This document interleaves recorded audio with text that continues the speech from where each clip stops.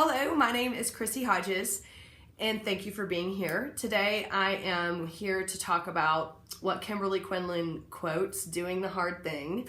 I'm going to talk about something that's a little bit tough today, and don't want to let the title of this throw you off, but I also wanted to make sure that this is addressed. I did an Instagram post like a week or so ago, and it was about masturbation. Just about it not being proof, and I got a ton of feedback about it. And I get a lot of feedback about, in general, masturbation and what this means, and does it prove this, and what if I've done this, and yada yada yada. And I think people feel very in the dark and alone in talking about this because A, it's kind of embarrassing, and B, it can be shameful. And also, I think that a lot of people feel like the act of masturbating when it comes to dealing with intrusive sexual thoughts is somewhat incriminating. So today I just want to talk about it. I want to open up the conversation. Again, like a lot of my videos, I don't want this to be a reassurance video, but I also like to talk about some of the harder things so that you are not out there thinking I'm alone and I'm the only one that experiences this, so that must mean that I don't have OCD. I know you're probably going to think that anyway. I mean, hell, I even think that. And I, could say that I'm in recovery, and I still, when stuff hits the fan, I'm like, I don't really have OCD, and what am I going to do? So that's a normal fear that most of us have when it comes to OCD, especially the pure OCD, which is the nickname for when OCD manifests with intrusive thoughts and mental rituals. So I want to hit some of the bigger, more kind of shameful topics that can really contribute to whether or not you think you have some sort of proof about whether your sexual intrusive thoughts are real. Let's do a quick intro though about sexual intrusive thoughts. For those of you who, if you've never seen any of my videos or you don't know what this is, sexual intrusive thoughts, intrusive thoughts in general are part of having OCD. They are unwanted, disturbing, distressful thoughts that every person experiences. However, when someone with OCD has intrusive thoughts, we tend to attach meaning to them because there's a malfunction in the brain, and then we attach feelings to them, and then we get into kind of this volley with our brain about whether or not they're true. Why would I think them? If I thought them, there must be some truth, yada, yada, yada. When in general, yes, the rule of thumb is thoughts are thoughts. That doesn't mean anything, but that kind of logic doesn't work when it comes to OCD because we are so preoccupied with finding proof or disproof that a thought is real or not. So today, I'm talking mainly about sexual intrusive thoughts, although, of course, anything can apply to violent intrusive thoughts, scrupulosity, anything. You can have physical urges, you can have physical sensations in regards to any intrusive thought. And oftentimes that's what really keeps us stuck, is if it didn't manifest if it did manifest physically, that must mean it's real. And so that can be really disturbing and cause us to suffer a great deal by kind of emphasizing something that is just a thought, but feels like it means more. Sexual intrusive thoughts usually include fear of turning gay, or if you're gay, the fear of turning straight. We typically, we usually use the acronym HOCD for the fear of turning gay. More inclusive is the sexual orientation OCD because it also includes people who do not identify as straight. They're also questioning their sexuality. So there's the trans theme OCD,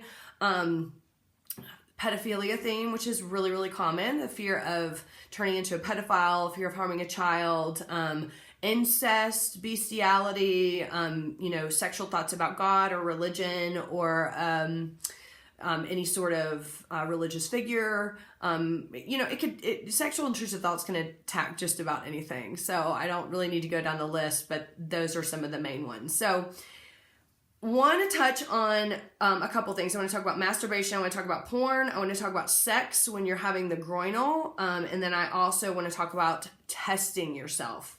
Okay, so masturbation. So this comes up so much in meeting with people and doing peer support, and I get a lot of messages about this. The reason why this is so tricky, I mean, let's just face it, masturbation is a natural form of relief. Majority of us do it. So, if you're going to have a problem on this video, like talking about masturbation, just click off right now because we're just about to get real. This is something that that occurs for a lot of people when we're kids. Like, it's just this natural exploration of our bodies. It feels good when it does. And what happens, unfortunately, is then that can get really intertwined with our sexual intrusive thoughts. I'm going to go over a few examples, but again, in watching this video, don't be watching for reassurance. If I don't mention what happens to you, don't think that it can't happen to you or that this is an OCD. But oftentimes, like, people will masturbate to test themselves. Okay, so let's just take the example for whether or not the fear of am I gay or not. It would be like, let's say if I was experiencing HOCD, I might look at gay porn, or I might think of a lesbian scene that I had seen or something in a TV show, and then I would think, okay, I'm going to masturbate to that and see if I like it. And I know that y'all know what I'm talking about, because it's like, when you get there, it's like, well, let me see if I like it. Well, I mean, come on, that is a lot of pressure trying to figure out if you're like, your whole sexuality hinges on whether you can have an orgasm from masturbating. Like, and I'm not laughing at you, I'm laughing at me because I have been there, friends. So anyway, what happens is you start using masturbation for proof or disproof. And I'm going to tell you, if you're in the middle of watching like lesbian or gay porn and you're masturbating, like, there's objects like going into a hole. That is sex. That is something that majority of people get turned on for. So if you're not getting turned on, it isn't or it is or it isn't proof. Do you see what I'm saying? Like, there cannot be this end all in watching something that's hugely sexual, regardless of whether it's something that you believe in or that you want or not. So using that sort of thing for proof, it is a slippery slope, my friends. And oftentimes you're going to come out of it, whether or not you think you got the answer that you want, 30 minutes later, you're going to be like, but maybe I didn't, or I feel wet down there, or I still feel erect. Like if I was a male, I'd still feel erect down there. Was I? What does that mean? What is this? Why would I even watch it in the first place? Does that mean I'm gay?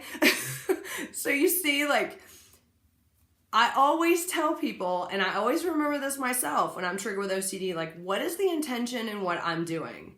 If I'm going to watch porn or masturbate in order to prove something is or isn't something, okay, so that's looking for certainty. And that is going directly into the OCD cycle. I'm going to tell you straight away, I can't tell you whether you should or shouldn't do anything. Like, you want to masturbate, go for it. I can tell you, if you're doing it to solve the OCD equation, you're going to come out on the other side, and at some point, it's not going to make things easier. It's going to make it more complex, and you're going to doubt the reason why you did it in the first place.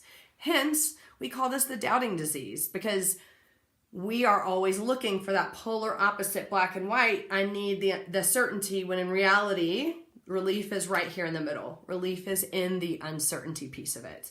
So that's one way. Masturbation also is, it can also trigger OCD stuff. Like, I'm hanging out on an afternoon and this looks like a good time to masturbate. And all of a sudden you're there and you're thinking the world makes sense and like, oh, about to climax. And I just thought about my dog's butthole or something. And you're like, no, to the orgasm. And then it happens and then you're screwed. Because you can't like go back and prove that you didn't have an orgasm over something. And so again, I'm just laughing at like the idea of having an orgasm over Hamilton's butt. Anyway, but this is so common because it's such a vulnerable time, for any of us, like that moment of orgasm. But second of all, it's such a convenient time for OCD to just get in there and be like, well, maybe I'm just going to show you like your friend, so-and-so over here. Why don't you think about your mom right now? And then it's like, yikes. You think to yourself, that's one of the most sacred times that I do not want to think about what I don't want to think about. And unfortunately, OCD loves that moment. So that's another way that, we can really get screwed when it comes to OCD and masturbation. And there's all kinds of things that can revolve around. So my main point of that is this. Look, it's not off limits for OCD. I wish that I could say that we could turn it off for like the 15 minutes or however long it takes you to please yourself.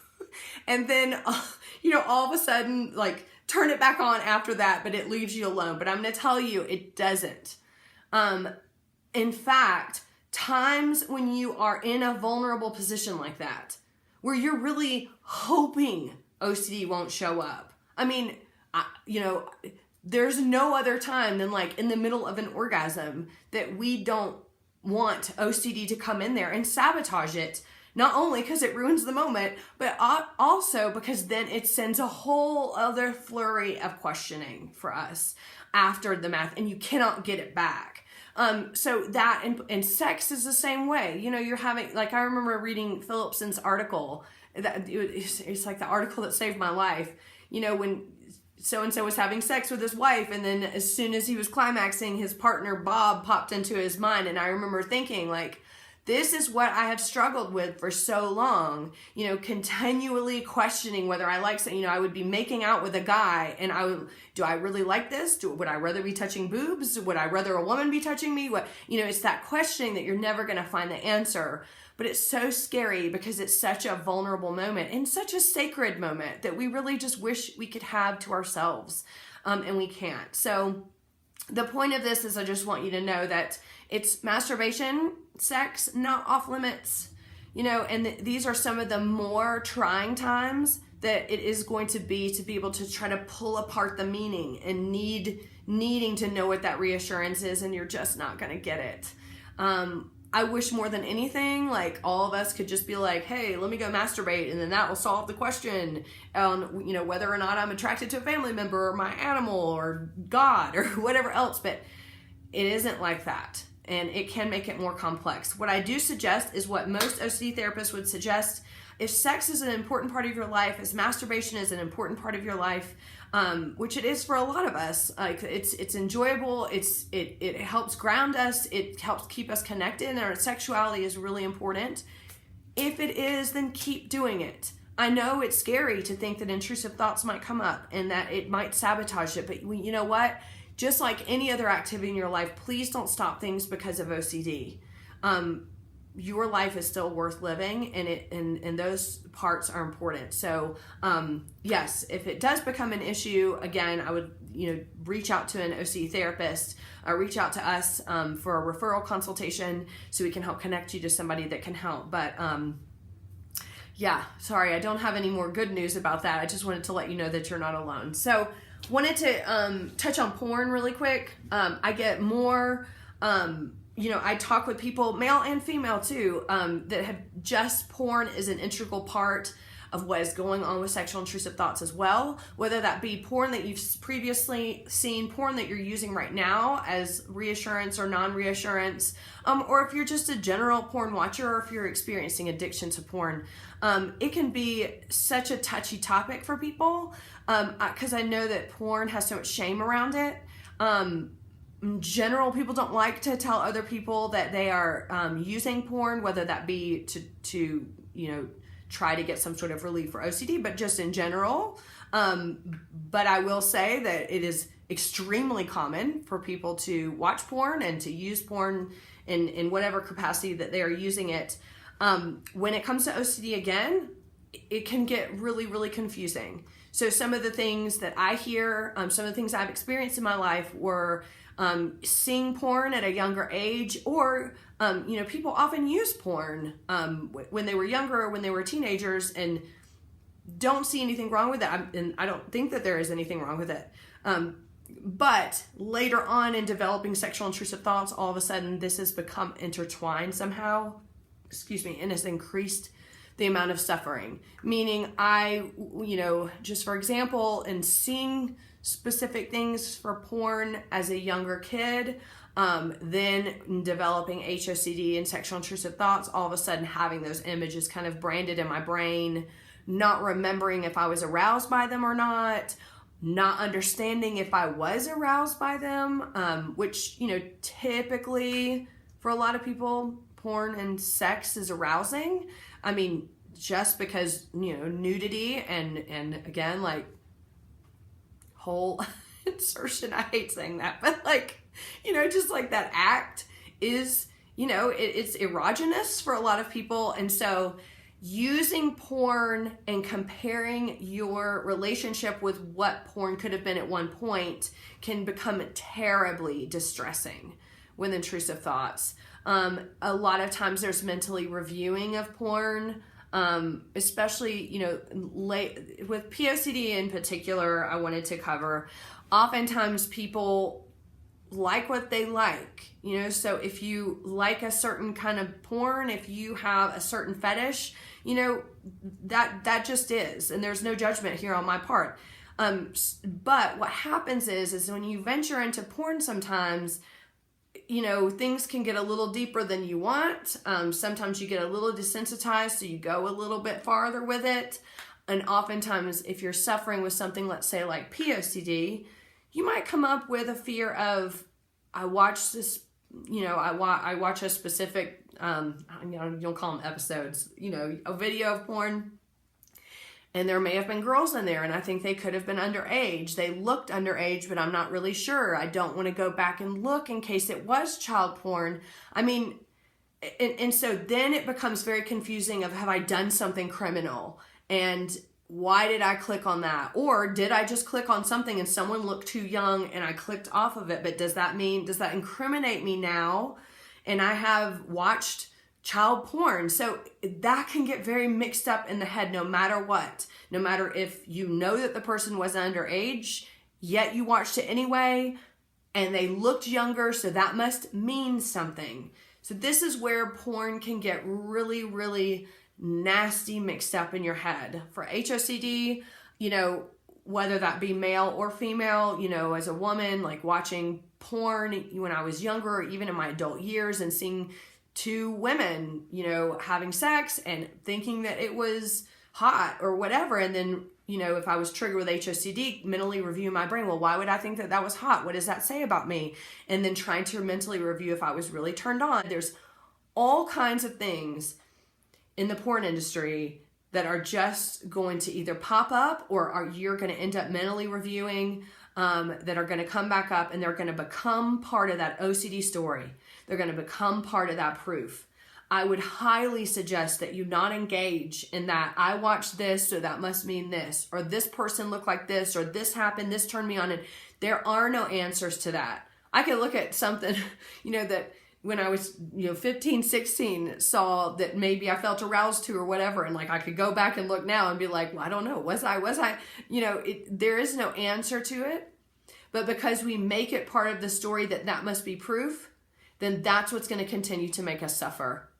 Same it has, and I'm probably just going to leave it with that on the porn subject. I think that I kind of made the point of porn can become vastly intertwined with your OCD intrusive thoughts. That does not mean A, that you've done anything wrong. That's kind of reassurance, but I'm giving it to you anyway. Or B, that just because you've watched things that have or are kind of distressing and torturing you, that you cannot undo that stuff and how it's impacting you through therapy. I also wanted to address, I do hear a lot from people who've had sexual experiences when they were a kid or into their teenage years. So, I'm not trying to dismiss this at all, so please don't think that I am, but we all do weird, bizarre things as kids. And I don't want to just say it's kid stuff. First of all, lots of people experience sexual abuse, and that is not just kid stuff. That's bullshit. But there are other instances where you are a kid and you're experimenting with your friend, or you touched your cousin's penis, or showed you both showed your private parts to each other.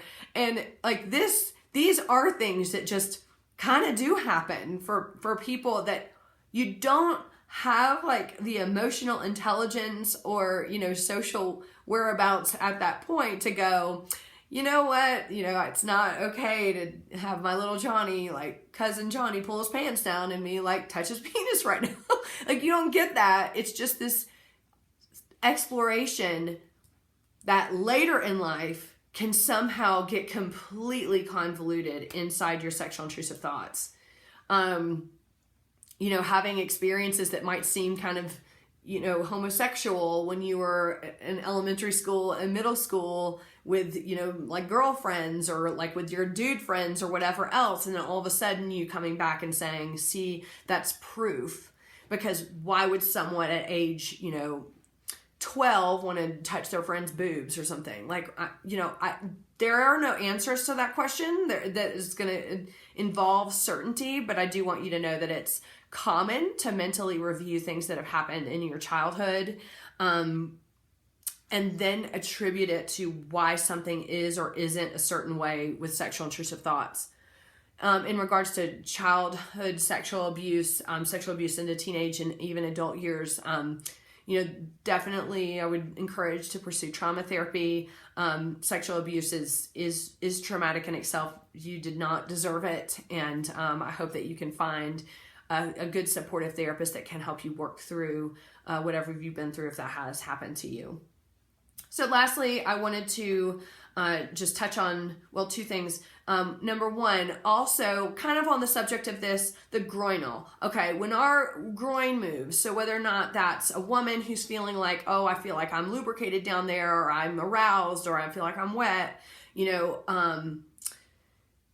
this happens when you are confronted or you think about something or you're watching TV or whatever and your sexual intrusive thought is heightened, and then all of a sudden you think, oh my God, my groin moved, and that must mean that I'm really aroused. For men, you may get a semi-erection, you may get a full-on erection, or something might just move down there. I don't know. Oftentimes, this in itself is distressing and disturbing to us, but then when we try to take the groinal into real life, into real sexual life, things get really messed up. Because then it's like, let's say, okay, I got the groinal this morning, and then it's the afternoon, and I'm like hanging around the house, and I'm like, I have a spare 20 minutes. I'm going to go in the room and masturbate. Well, then my brain might go, well, you only want to masturbate because you had the groinal this morning, and you just, you're still feeling the effects of that because your dog aroused you this morning. You just want to go have an orgasm to him. And then it's like, oh my God, you're right. I did think about that, or you had the groinal, and then, maybe I had the groinal earlier today, and then husband wants to have sex tonight. And then my brain is like, well, if I have sex, am I really having sex because I want to have sex with my husband, or do I want to have sex because I had the groinal earlier? And what does that mean? What if I have an orgasm? Does that mean I'm having an orgasm because I got aroused? And the thing is, and y'all know this, the worst thing is the groinal feels on fire. So, if husband is like, let's have sex, and I'm like, I might feel like, oh, that'll be fun. But if I have the groinal, I'm like, oh my God, like I got to do this now. Because it's just like this urgency. But again, and I think I wrote this on Instagram too, like everything with OCD is injected with urgency. That's why, like, if you feel this movement down there, this, feeling of arousal, it all of a sudden feels like, oh my God, it's so bad, I might actually orgasm in my pants right here. And then if I do, that would be disastrous because that would mean sexual intrusive thoughts are real. But that's the thing about it. It's, and God, I hate saying this, just so you know. I hate saying the fact that if you have the groinal, that's just what you have to deal with. But the radical acceptance piece of this is the groinal is a symptom, and it's there. And you can't not make it happen. Like, you can't stop it or outthink it. You just have to let it be there and not engage in it. Meaning, like, why is that there? What does that mean? And then try to test it. Those are the techniques you learn through therapy. And then lastly, with kind of the groinal and sex, yes, people often use masturbation as a compulsion to the groinal. Well, I'm going to tell you why this is so distressing for people. When they get the groinal, it's disturbing for people, and they think, I just need to work it through, so masturbate. And then the shame that comes on top of that is massively distressing. It's well, why would I do that in the first place? And what did that really mean? And then it moves into which is going to segue me into my last point, then it moves into I acted on OCD, which can light up all kinds of things of like, people always say if you have OCD, you don't act on your thoughts. And I did act on my thoughts. I had a groinal and I masturbated, so that must mean I don't have OCD. You see how the spiral can happen? Well, I'm going to tell you, like, people who say they, if you have OCD, you never act on your thoughts, like that is up for interpretation. And I don't want to scare anybody out there. So just hang on with me for a minute. What I'm saying is that your brain is your worst enemy when it comes to acting on things, okay? So if I'm like having a sexual intrusive thought about, if I'm having a violent intrusive thought about harming or hurting my husband, I might be in the kitchen with him, and then I look over and I pick a knife up and I'm like, see, I'm gonna hold the knife and see if I have an urge to hurt him, but I want just to prove that I won't do it. In my mind, that might interpret as, girl, you acted on it. You picked up a knife. So what's the next step? If you're willing to pick up a knife, then the next time you might be willing to walk towards him. So see, in my mind, now I'm going, I acted on it. And everybody always says, if you have OCD, you don't act on it. So that must mean I don't have OCD. There goes the spiral right down the rabbit hole. Am I right? This happens with violent intrusive thoughts, sexual intrusive thought, everything. So it's up for interpretation, I guess is what I mean. Like, and I've mentioned this in other videos. I'll mention it again. People with pedophilia theme will often say, I'm so scared I acted on my thoughts. And when people tell me that, of course I'm going to take it seriously, just in case there's abuse of a child. But typically it's going to be, I was playing with my niece or something and I touched their shoulder, or I put my finger on their knee. In their mind, again, that interpretation is, I acted on it, which means they're terrified that if they did that, does that mean that next time they'll do something worse? And that's the worst thing that they could ever think, because they're not that. And that goes down the spiral and the rabbit hole. And then they're less likely to tell anybody because they're afraid they abused a child. Because again, if we think about this logically, touching a child's shoulder is not abusing them. But with OCD, it's going to convince you somehow that either, whatever thought is real or isn't, or you do or you don't have OCD. So with that said, all of these things combined, all of them can get vastly intertwined with what you're dealing with. And with that, it's just like this big ball of yarn. And all, like if you can clear out like the first top half of the yarn, that bottom is still there. And this is always going to tell you, yeah, but if you hadn't had the thoughts in the first place, like that must mean that something really is true. That's why OCD is so detrimental, and that's why it's devastating, is that you really just, there is no answer, and we do everything that we can. And so when sexual acts, masturbation, porn, having the groinal and then masturbating or having sex, or even like thinking that you're testing yourself or thinking that you're doing something, you're acting on something, when in reality, in real life, I had a therapist tell me this one time, and I love this, is, because there was a client who had a child and they were dealing with POCD, and they were just, every time they held their child, it was, I am so terrified I'm molesting the child. They could have been holding the child up like this under their arms and terrified that meant they were molesting. And the therapist said, from an ACT perspective, if you're looking at this from the outside world and you're holding your child like, up against you, and if the world believed that you weren't molesting your child because they can see that, then sometimes that has to be enough.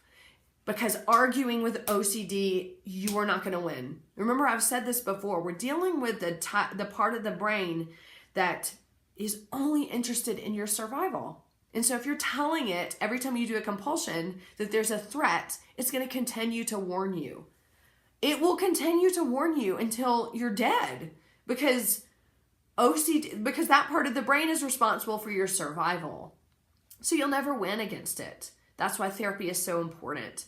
That is why learning as much as you can up until it becomes getting reassurance all the time, Dr. Google, learning how OCD works, I highly suggest going to Dr. Stephen Phillipson's website, ocdonline.com, and reading the article Choice. Learning about what's really going on in your head, understanding this is a behavioral issue, so changing your behavior can change the outcome, and you can do that through ERP therapy. So that's the video today.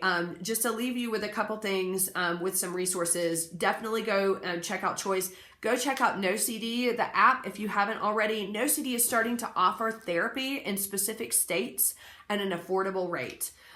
They have 5 states so far. I can't name them off the top of my head because I don't want to name the wrong states. And they're planning on offering in different states as each month passes. So please reach out to them and see if your state is represented or when it will be if you haven't gotten therapy. Also, Phillipson's Clinic does therapy. He has lots of associates there at different price points. And also, if you're looking for peer support, it's supplemental to therapy or just supplemental if you need some support. It helps to normalize what you're going through. I just brought a new peer supporter into my practice. We have different price points, so we can help start meeting what your budget needs are. And also my referral consultations for therapists, we've lowered the price significantly. So please visit my website at chrissyhodges.com. Reach out through my through that website there, and we can get you into some peer support either with myself or my new peer supporter in my practice. Anyway, I hope you enjoyed this. I hope it was helpful. I know this is a hard topic, and I know that when it comes to this stuff, man, shit gets confusing because then it's just like messing with like the time that should be sacred. But anyway, I just wanted to let you know that you're not alone. And if you've experienced this, you know, it isn't saying anything is or isn't, and it's not like pushing the proof or the disproof, but that you're just not alone. And this happens to so many of us with sexual intrusive thoughts. Till next time, thank you for visiting here. And if you're looking for treatment, head on over to my website and we can help you find that. Bye.